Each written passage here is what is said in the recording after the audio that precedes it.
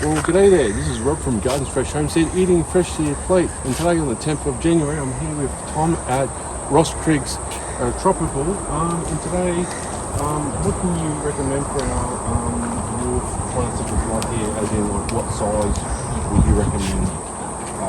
A 90 litre? Initially, just go up to like a 10 or 20 litre pot. Yep.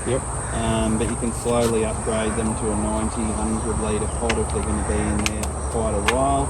Okay. That way you're topping up your potting mix regularly, keeping good drainage, but just make sure that you're adding fertiliser every 3 or so months. Liquid fertilising with the liquid fertiliser as well if they're in pots. What do you recommend for the mangoes? This is my first time with mangoes, so any diseases or what else do you think? There's not a lot of pests that they get. Just like your other fruit trees, just keeping an eye out for grasshoppers, caterpillars, that sort of stuff. Yeah. Well, that's about it, folks. I wish we had longer to do an interview and to do a full tour, but really busy today, so we'll just leave it there. So if you've got a chance, come up to Tin Can Bay and check out this wide variety of selection of fruit trees. Until next time, either grow big or go to the shops. Thank you very much again for watching it, guys. Okay, gang, we are back home finally, and just to show you our massive haul, what we got from Ross Creek's Tropical. An amazing time to be alive on the homestead in the backyard. We have 2 dwarf tropical miniature apple trees right here. They grow to 1.5 or 2.5 meters. Absolutely beautiful. I think I've got just about all the dwarf varieties now, from my Anna, Fijian, Golden Dorset, Pink Lady, and these. I think I've pretty much got them all.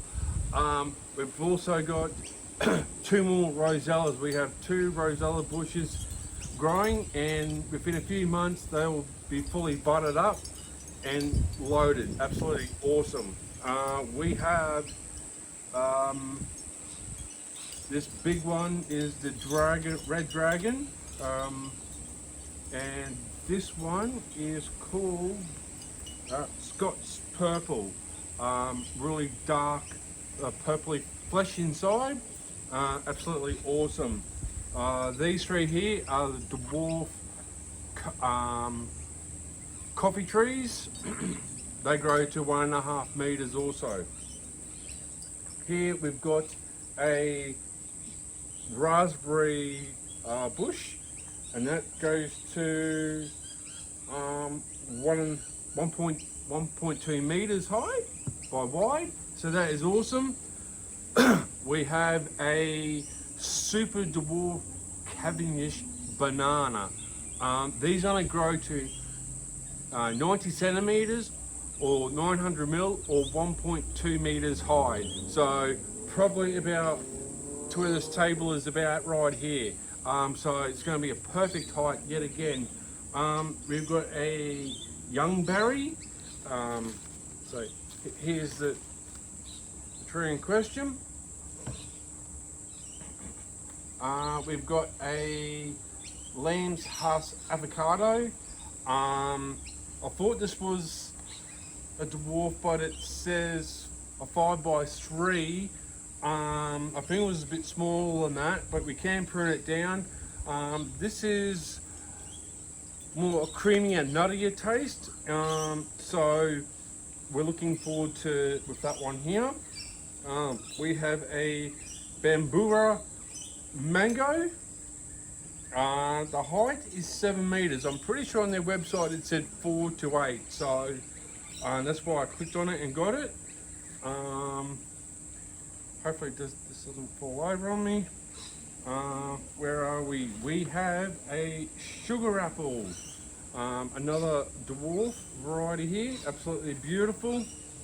And last but not least, we have a Sweet Temptation fig, purple of course, for my missus that loves figs, and so do I. Absolutely delicious for you. I had to go down to our other local nursery from home and got heaps of potting mix, and I got my 75 litre bags for I think it was $8.75 or $9, and they're only that big, you know. I'm not going to pot the big trees in at the moment. I'm probably just going to see what bigger pots I've got and just put it in there and just jack about as I go. But these will do for later on. But I just wanted to show you our massive haul that we've got. You don't need a massive land, acres upon acres, to grow fruit trees.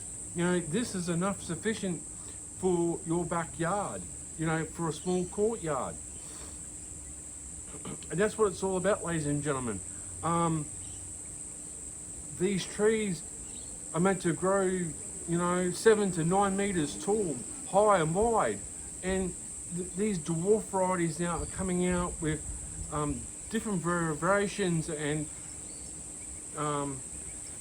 different combinations. There's so many varieties of cross-pollination and of what they've done on rootstock is just unbelievable. And now you can grow stuff, you know, what the farmers do on their land, all in your backyard. And I'm taking you on this journey of being self-sufficient. And look at this super dwarf. It's already got a pup. I know you can't see it. I'll have to super zoom in there. I've got to get this planted this afternoon because we're predicted to have a week's worth of rain coming tomorrow. So we've got like half a dozen days of this constant rain. So we've got that cyclone up north, which North Queensland is getting hammered at the moment. You know, those poor people yet again. But I've got to get that potted, and a few of these are small ones. I'm not too worried about the bigger fruit trees at the moment. I'll let them be. I might put them into a smaller pot for the time being. But I just want to show you, if you do get a chance to go up to Tin Can Bay, go up there, because a lot of stuff that's on the website that says it's unavailable, it's available, but they're full-fledged trees now, which is harder to transport, and it costs way more than $10 or $20 shipped if it's a little seedling like this. So just ring ahead and find out what's available in the store, and he'll be more than happy to help and show you out. It was really good going up there, and I wish I had longer to do more of an interview and go through all the trees and all of his stock on the other side of the property. That would have been awesome, but when we got there wasn't anyone there, and then all of a sudden everyone showed up, as they always do. So I'll just leave it there, but I have to get planting. The rain is starting to come along, and I'll see you on the next video. So until next time, as always, either grow big or go to the shops. Thank you very much again for watching at Garden Fresh Homestead. Bye for now.